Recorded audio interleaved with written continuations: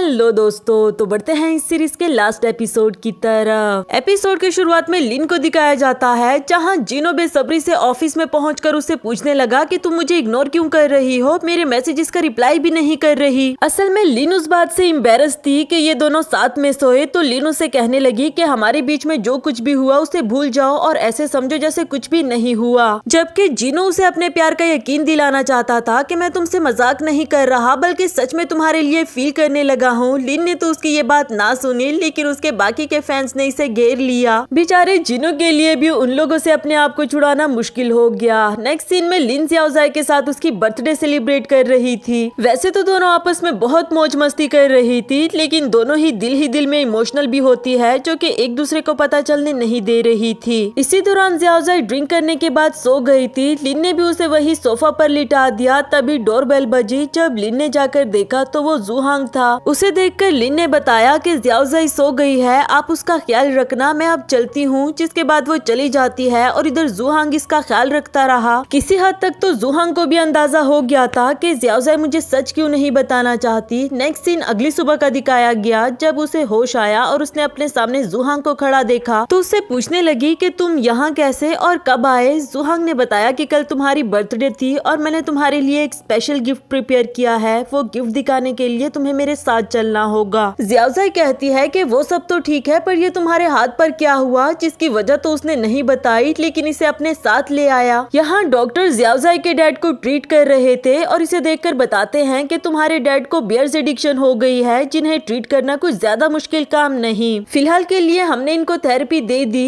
ये प्रोसीजर 3 से 4 महीने तक चलता रहेगा और उसके बाद तुम्हारे डैड बिल्कुल ठीक हो जाएंगे। ये कहकर डॉक्टर वहाँ से चला गया। ज़ियाओज़ाई को उसका ये सरप्राइज देखकर काफी अच्छा लगा। वो पूछती है कि इसका मतलब तुम्हारे हाथ पर भी ये चोट मेरे डैड की वजह से लगी। तो वो बोला कि इसकी तो कोई बात नहीं, बस डैड जल्दी से ठीक हो जाए। इसके बाद वो अपने डैड के पास जाती है। डैड इसे देखते साथ ही पूछने लगे कि बेटा तुम ठीक तो हो ना। इधर ज़ियाओज़ाई की आंखों में आंसू आ गए थे, क्योंकि आज बहुत सालों के बाद उसने अपने डैड को सोबर देखा, जिन्हें अपनी बेटी की फिक्र हो रही है। साथ ही वो अपने बचपन के बारे में सोचने लगी, क्योंकि सिर्फ उसके बचपन में ही डैड सोबर हुआ करते थे। प्रेजेंट में डैड को भी इस सब का अंदाजा था कि वो अपनी बेटी से कितना बेखबर रहे। इसके लिए वो ज़ियाओज़ाई से माफी मांग रहे थे, जबकि ज़ियाओज़ाई उनको हक करते हुए बोली कि बस आप जल्दी से ठीक हो जाएं, मुझे आपकी बहुत जरूरत है। नेक्स्ट सीन में ज़ियाओज़ाई जूहांग को बता रही थी कि मेरा बचपन बहुत ही अच्छा गुजरा है। हमें डैड ने हरा साइज देने की कोशिश की, इवन के अपने डिस्टिलर की जॉब छोड़कर उन्होंने एक छोटा सा बिजनेस स्टार्ट कर दिया था, लेकिन वो बिजनेस अच्छे से नहीं चल सका। तो डैड बहुत सारे कर्जे के नीचे दब गए और इसी वजह से मॉम भी उन्हें छोड़कर चली गई। मैं जानती थी कि डैड हमेशा से ही डिस्टिलर बनना चाहते थे, इसलिए मैंने खुद डिस्टिलर बनकर उनकी ये ख्वाहिश पूरी कर दी। जूहांग उसकी ये सारी बातें सुनता रहा। कहने लगा कि तुमने बहुत अच्छा फैसला किया डिस्टिलर बनने का, और अगर तुम डिस्टिलर ना बनती तो फिर हम दोनों कैसे मिलते, और अगर मुझे तुम ना मिलती तो फिर मैं तो सारी जिंदगी अकेले ही रह जाता। ज़ियाओज़ाई को इसकी बात पर हंसी आ रही थी, जबकि जूहांग कहता है कि प्लीज अब से खुद को अकेले मत समझना, तुम्हारा हर दुख मेरा दुख है, मैं हमेशा के लिए तुम्हारे साथ रहना चाहता हूँ। जो सुनकर वो भी इमोशनल होकर इसे हक कर देती है और अब से दोबारा इन दोनों के बीच में सब कुछ ठीक हो गया। नेक्स्ट सीन में लिन को दिखाया गया। जिनो दोबारा से बचकानी हरकतें करते हुए उसके सामने आ पहुंचा और कहता है कि देखा, मेरे एरो ने भी तुम्हें ढूंढ निकाला, क्योंकि हम दोनों एक दूसरे से जुड़े हुए हैं। जिस पर लिन ने तो दोबारा से उसे डांटना शुरू कर दिया कि ये क्या बच्चों वाली हरकत है, तुम मेरा पीछा क्यों नहीं छोड़ रहे, इतने फेमस हो तुम्हें तो हजारों लड़कियां मिल जाएंगी, लेकिन तुम देखो कि मेरे पीछे ही पड़ गए। बेचारा जिनो भी उसे बताने की कोशिश कर रहा था कि भला मुझे उन लड़कियों से क्या लेना देना, मुझे तुम्हारे साथ रहने में मजा आता है, तुम मेरी फीलिंग्स को क्यों नहीं समझ पा रही। लेकिन लिन उसकी कोई भी सुने बगैर वहाँ से चली गई। नेक्स्ट सीन में ज़ियाओज़ाई और जूहांग साथ में टाइम स्पेंड कर रहे थे, क्योंकि अब जूहांग भी उसके घर में रहने लगा था। अचानक से उससे पूछने लगा कि क्या तुम मुझसे कुछ कहना चाहती हो, जबकि ज़ियाओज़ाई ने इसके लिए रिंग प्रिपेयर की थी। असल में वो वेट कर रही होती है कि कब ये मुझे प्रपोज करे तो मैं भी इसे रिंग दूं। इधर जूहांग इसके पास आकर कहने लगा कि मेरे पास तुम्हारे लिए एक सरप्राइज है। फिर अपने घर की चाबियां उसे देते हुए बोला कि अब से मेरा घर तुम्हारा, क्योंकि मैं अपना सब कुछ तुम्हारे हवाले कर देना चाहता हूँ। जिसका मतलब तो यही था कि वो इसे शादी के लिए प्रपोज कर रहा है। हमारी ज़ियाओज़ाई को भी उसका ये गिफ्ट काफी पसंद आया, क्योंकि वो कब से इसी का ही तो वेट कर रही थी। नेक्स्ट सीन में जूहांग के पेरेंट्स को दिखाया गया, जो कि अपनी उस ऑनलाइन बेटी से बात कर रहे थे। बातों ही बातों में वो कहने लगी कि आप दोनों ने तो मेरे बॉयफ्रेंड को देखा ही नहीं, चलो मैं आपको उसकी पिक्चर दिखा देती हूँ, जो कहकर उसने एक पिक्चर सेंड कर दी। और जब इन दोनों ने देखा तो आपस में ही कहने लगे कि ये तो हमारा बेटा जुहांग है। नेक्स्ट सीन में ज़्याओज़ाई लिन को माउंटेन के टॉप पर लेकर आई थी और फिर वहाँ से जाते हुए बोली कि मैं जरा पानी पी कर आती हूँ। दूसरी तरफ से जिनो भी पहुँच आया। उसे देखकर लिन पूछने लगी कि तुम यहाँ कैसे? तो वो बोला कि मैंने ही तो ज़्याओज़ाई को कहा था तुम्हें यहाँ पर लाने के लिए। याद है तुमने एक बार कहा था कि मैं जिस लड़की को पसंद करता हूँ मुझे उसे सनसेट दिखाने लाना चाहिए, तो मैं बस वही कर रहा हूँ। लिन तो उसे अभी भी यही कह रही थी कि मैं तुम्हें कितनी बार कहूँ मेरा पीछा करना बंद कर दो, लेकिन जिनो कहने लगा क्योंकि मैं फेमस हो चुका हूँ, मेरे फॉलोवर्स मिलियंस में है, पर क्या फायदा इस सब का अगर ये सब मुझे खुशी ना दे सके। जिस तरह तुमने मुझे प्रोटेक्ट किया, मुझे सही रास्ते पर चलना सिखाया, मुझे अपनी लाइफ में एक ऐसे ही इंसान की जरूरत है, तो क्या बुरा हुआ अगर मैं तुमसे प्यार करने लगा हूँ। अच्छा चलो मैं तुम्हें अपना सबसे बड़ा सीक्रेट बताता हूँ जो आज तक कोई भी नहीं जानता। फिर उसके करीब जाकर कान में अपना रियल नाम बता देता है, जो सुनकर लिन भी हंसने लगी और जिनो बोला कि देखा कितना फनी नेम है मेरा। उसकी ये सारी बातें सुनकर लिन भी पिघल चुकी थी। कहने लगी कि मैं तुम्हारे साथ डेट करने के लिए तैयार हूँ क्योंकि मैं भी तुमसे प्यार करती हूँ। ये सुनकर तो जिनो बहुत ज्यादा खुश हो गया और उसे हक कर देता है। ये वाला सीन देखकर ज़्याओज़ाई भी जल्दी जल्दी से पहुंच आई और इसे अपने कैमरा में कैप्चर करने की कोशिश कर रही थी। उसे देखकर लिन बोली कि ज़्याओज़ाई अगर मैं पिक्चर्स में अच्छी ना आई ना तो देख लेना फिर। ये कहकर वो जिनो को किस कर देती है और अब से उन दोनों की भी हैप्पी वाली लाइफ स्टार्ट हो गई। नेक्स्ट सीन में जुहांग के मॉम डैड आपस में प्लानिंग कर रहे थे कि चलो जुहांग के साथ एक प्रैंक करते हैं। तभी दूसरी तरफ से वो भी पहुंच आया। कहने लगा कि मॉम डैड आपने मुझे इतनी जल्दी में क्यों बुलाया? जबकि डैड उसे पूछते हैं कि तुम्हारी गर्लफ्रेंड का नाम ज़्याओज़ाई है, तो वो बोला कि हाँ। इस पर डैड कहने लगे कि तुम्हारी उससे शादी नहीं हो सकती क्योंकि वो और तुम दोनों बहन भाई हो। मॉम की ये बात सुनकर तो ज़्याओज़ाई भी शॉक्ड हो गई कि ऐसा कैसे हो सकता है। फौरन मुड़कर वहाँ से वापस जाने लगी, जबकि जुहांग उसे रोकने की कोशिश कर रहा था। इधर मॉम डैड आपस में कहने लगे कि हम तो बस प्रैंक कर रहे थे, ये तो सीरियस ही हो गई। लेकिन खैर बाहर आकर उसे क्लियर कर देते हैं कि हम दोनों ही जे हैं, तुम्हारे ऑनलाइन पेरेंट्स। जो सुनकर तो ज़्याओज़ाई भी काफी खुश हो गई। जुहांग को भी आज ही पता चला कि मॉम डैड हमेशा जो मेरी ऑनलाइन सिस्टर की बात करते थे वो असल में ज़्याओज़ाई है। यहाँ उसने ज़्याओज़ाई को एक और सीक्रेट भी बता दिया कि तुम हमेशा जानना चाहती थी ना कि हमारी कंपनी की फर्स्ट फीमेल डिस्टिलर कौन है, तो वो कोई और नहीं बल्कि मेरी मॉम है। मॉम डैड को ज़्याओज़ाई से और ज़्याओज़ाई को उन लोगों से मिलकर काफी अच्छा लगा क्योंकि वो सब अब एक हैप्पी फैमिली बनने वाले थे। नेक्स्ट सीन में जुहांग एक बिजनेस ट्रिप पर जाने के लिए पैकिंग कर रहा होता है। साथ में वो ज़्याओज़ाई को भी लेकर जाना चाहता था क्योंकि ये ट्रिप 2 साल के लिए है और इतना टाइम वो इसके बगैर नहीं रहना चाहता।